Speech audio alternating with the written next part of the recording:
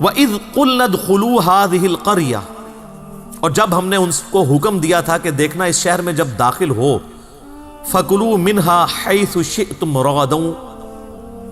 تو جو چاہو کھاؤ جتنا چاہو، یعنی حلال میں سے، لیکن ایک شرط کے ساتھ، وَادْخُلُوا الْبَابَ سُجَّدًا، دیکھنا جب تم شہر کے مین دروازے سے داخل ہو تو پہلے اللہ کو سجدہ کرنا، شکر ادا کرنا کہ وہ اللہ جس اللہ نے تمہیں اتنے عرصے کے بعد، آلموسٹ 1500 سال کے بعد ملک شام دوبارہ عطا کیا، کیونکہ آپ کو پتہ ہے بنی اسرائیل ابراہیم علیہ السلام کی اولاد تھے، چونکہ حضرت یوسف علیہ السلام بنی اسرائیل کو شفٹ کر چکے تھے مصر میں، تو 1500 سال بعد مصر میں آپ کو پتہ ہے کہ ان کی نیشنل موومنٹ کامیاب ہوئی اور وہاں کے لوگ حکمران بنے اور بنی اسرائیل جو ہیں وہ محکوم ہو گئے۔ پھر اللہ تعالیٰ نے موسیٰ علیہ نبینا علیہ السلام کو ان کا منجی بنا کر، نجات دہندہ بنا کر، مہدی بنا کر، ہادی بنا کر بھیجا، اور انہوں نے 1500 سال کے بعد ان کو فرعون سے نجات دلا کے دوبارہ شام کی طرف ہجرت کروائی۔ لیکن وہی ہوا کہ سرائے سینا میں جب پہنچے تو وہ سورۃ المائدہ میں ڈیٹیل آتی ہے کہ اللہ تعالیٰ نے فرمایا کہ بھئی اب اللہ کے لیے تو آنے واحد میں شہر خالی کروا سکتا ہے۔ اللہ نے فرمایا نہیں، جہاد کرو گے، ایفرٹ پٹ کرو گے۔ تو 3 بندے حضرت موسیٰ علیہ السلام کے ساتھ صرف 2 لوگ کھڑے ہوئے، ایک ان کے صحابی تھے جوشوا ابن نون، اور ایک ان کا اپنا بھائی جو پیغمبر تھے ہارون علیہ السلام، اور تیسرے موسیٰ علیہ السلام خود۔ باقی سب نے کہا کہ موسیٰ جا تو اور تیرا رب جا کے لڑے، شہر خالی کرواؤ، پھر ہم خالی شہر میں داخل ہوں گے۔ تو وہاں پہ موسیٰ علیہ السلام نے پھر اپنی قوم کے لیے بد دعا کی، اور اس بد دعا کا نتیجہ یہ نکلا کہ 40 سال تک بنی اسرائیل صحرائے سینا میں بھٹکتے رہے۔ سورۃ المائدہ میں اس کا ذکر آئے گا۔ ان کو راستہ نہیں ملا، حالانکہ وہ 1 مہینے سے زیادہ مسافت نہیں تھی شام پہنچنے کے لیے، لیکن جب اللہ تعالیٰ نے راستہ گم کر دیا 40 سال تک وہ راستہ ہی ڈھونڈتے رہے۔ انہی 40 سالوں میں موسیٰ علیہ السلام فوت ہو گئے، پہلے ہارون علیہ السلام فوت ہوئے، پھر موسیٰ علیہ السلام فوت ہوئے، اور جب موسیٰ علیہ السلام فوت ہونے لگے تو ان کے صحابی جوشوا ابن نون کو اللہ تعالیٰ نے پیغمبر بنا دیا، تو انہوں نے اپنے بعد ان کو خلیفے کے طور پر چھوڑا، پیغمبر بھی پلس ان کا سکسیسر بھی، اور اس پورے وقت میں 40 سال گزر گئے۔ ان 40 سالوں کے اندر جو نئی پود وہاں پر پل بڑھ کر جوان ہوئی، انہوں نے ریگستان کا ٹف ماحول بھی دیکھا ہوا تھا، اپنے بزرگوں کی کارستانیاں بھی ان کو پتا تھی کہ یہ جو ہم مصیبت کاٹ رہے ہیں اپنے بابوں کی وجہ سے کاٹ رہے ہیں، جس طرح آپ لوگ سارے کاٹ رہے ہیں، تو میں پھر کیوں نہ کہوں کہ مرنے سے پہلے اے مسلمان کر لے اس پہ غور، کتابوں کا خدا اور ہے، بابوں کا خدا اور۔ انہوں نے کہا کتاب میں تو حکم تھا پیغمبر کی پیروی کا، ہمارے بابوں نے وقت کے پیغمبر کی موجودگی میں نافرمانی کی اور مصیبت ہم کاٹ رہے ہیں، تو انہوں نے وقت کے پیغمبر سے ریکویسٹ کی جوشوا ابن نون سے کہ ساڑھے بزرگ تے سارے انجی سن، ہم تیار ہیں جہاد کے لیے، آپ قدم بڑھائیں، ہم آپ کے ساتھ ہیں۔ تو پھر یہ نئی پود، ینگ جنریشن، یہ حضرت یوشوا ابن نون کے ساتھ ملی اور اللہ تعالیٰ نے انہیں فتح دی۔ جیریکو سٹی آج بھی موجود ہے شام کے اندر، یروشلم سے پہلے، اریحا نام تھا اس وقت، اردو میں اس کو عربی میں اریحا کہتے ہیں۔ وہ شہر فتح کیا تو اس وقت پھر وقت کے پیغمبر کو یہ وحی کی گئی کہ ان کو کہنا کہ اللہ تعالیٰ نے تمہیں 1500 سال کے بعد آلموسٹ دوبارہ اپنا آبائی وطن عطا کیا ہے، تو اس کا تقاضا یہ ہے کہ جب شہر کے دروازے سے داخل ہو، کیونکہ آپ کو پتہ ہے قلعوں کی فارم میں شہر ہوتے تھے، ایک مرکزی دروازہ ہوتا تھا، تو سب لوگ سجدہ کرو اور حتتن کہتے جانا کہ اللہ ہماری غلطیوں کو معاف کر دے۔ ہماری کیا، ہمارے بزرگوں کی غلطیاں، ان بیچاروں نے تو پھر بھی ایفرٹ پٹ کی تھی، یا اللہ سانو بھی بخش دے، ساڑھے بزرگوں بھی بخش دے۔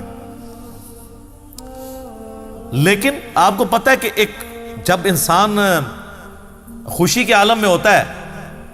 تو اس وقت اس کا دماغ کسی اور سٹیٹ میں ہوتا ہے، تو یہ بڑے جگت باز لوگ تھے، الفاظ کو بگاڑا کرتے تھے، مذاق کیا کرتے تھے، تو انہوں نے حنتتن کہنا شروع کر دیا کہ ہمیں گندم چاہیے، ہمیں گندم چاہیے۔ جنتی خوراکیں کھا رہے تھے، کہتے ہیں نہیں ہم یہ ٹیسٹ بھر چکا ہے ہمارا، وہ آگے آ جائے گا کہ ہمیں کوئی پیاز مل جائے، گندم مل جائے، ککڑی مل جائے، اس طرح کی زمین کی سبزی، ہم نے ترکاریاں کھانی ہیں، تنگ آ گئے ہم یہ کھا کھا کے، یہ کڑھائی گوشت نہیں اب کھانا، ہمیں کوئی دال دیں، کوئی سبزی دیں۔ تو حنطۃ کہنا شروع کر دیا۔ اس کا ذکر آ رہا ہے کہ ہم نے کہا تھا وادخلوا الباب سجدا، دیکھنا دروازے سے داخل ہوتے وقت سجدہ کرنا، وقولوا حطۃ نغفر لکم، اور حطۃ کہتے جانا ہم تمہارے گناہوں کو بخش دیں گے، خطایاکم تمہاری غلطیوں کو،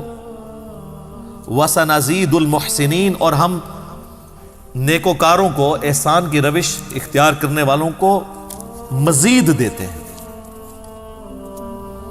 فبدل الذین ظلموا قولا غیر الذی قیل لهم، لیکن ان ظالموں نے اس قول کو دوسرے قول سے بدل دیا، جس قول کا کہا گیا تھا حطۃ کی بجائے انہوں نے حنطۃ کہا۔ صحیح بخاری میں اس کانٹیکسٹ میں حدیث ہے کہ انہوں نے حنطۃ کا لفظ استعمال کیا۔ لو جی سر، پہلا یونیورسل ٹروتھ آ رہا ہے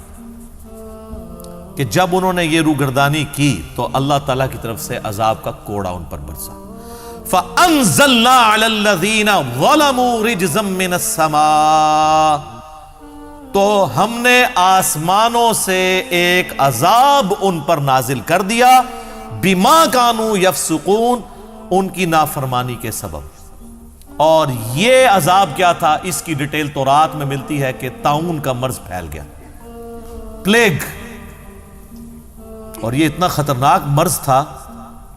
آج بھی آپ ذرا گوگل میں ہسٹری لکھیں کہ صرف یورپ کے اندر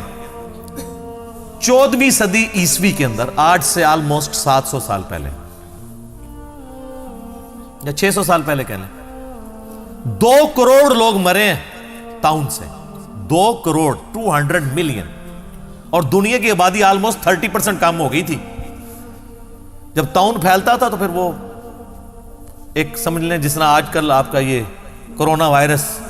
یہ تو خیر کچھ بھی نہیں اس کے مقابلے پہ، اس میں تو ڈیتھ ریٹ بہت کم ہے۔ طاعون میں تو کوئی ہزاروں میں ایک بندہ بچتا تھا، اس میں تو 100 میں سے 2 مرتے ہیں، 98 پھر بھی بچ جاتے ہیں۔ تو پلیگ ان کے اوپر آئی، طاعون کے مرض میں یہ تباہ و برباد کر دیے گئے۔ بخاری اور مسلم دونوں میں حدیث ہے کہ بنی اسرائیل پر عذاب کا کوڑا اللہ تعالیٰ نے طاعون کی شکل میں نازل کیا، اور اہل ایمان کے لیے اس میں رحمت ہے۔ لہٰذا جب کبھی کہیں پر طاعون یا وبائی مرض پھیلے تو وہاں سے باہر نہ نکلو، اور باہر کے لوگ اندر نہ آئیں، اور وہاں پر ان مصائب پر صبر کرو۔ اللہ نے جو تمہاری قسمت میں لکھا ہوگا وہ معاملہ ہو جائے گا۔ اگر موت لکھی ہوگی تو موت، زندگی ہوگی تو زندگی، اللہ کی طرف رجوع لاؤ۔ اور جو کوئی اس طاعون کے مرض میں مر گیا، اللہ تعالیٰ کے حضور وہ شہید لکھا جائے گا۔ بہرحال ان کے اوپر عذاب کا کوڑا برسا۔ تو یہ یونیورسل ٹروتھ آیا کہ انہوں نے پیغمبر کی ایک جملے کی نافرمانی کی، کہ صرف ایک ڈیمانڈ کیا گیا تھا شہر میں داخل ہوتے وقت نا حطۃ کہنا ہے، انہوں نے نہیں کہا، لفظ بدل دیا۔ سر ذرا مجھے اب کمپیئر کروائیں اس کے ساتھ کہ جو مسلمان نماز نہیں پڑھتے، نماز نہ پڑھنا اس سے تو بہت بڑا جرم ہے، یہ تو ایک جملے، ایک نعرے کی بات تھی۔ یہاں تو نماز سرے سے لوگ پڑھتے ہی نہیں ہیں۔ صحیح مسلم میں 246 نمبر حدیث ہے انٹرنیشنل نمبرنگ کے مطابق کہ بندے کے ایمان اور شرک، کفر اور ایمان کے درمیان فرق نماز ہے۔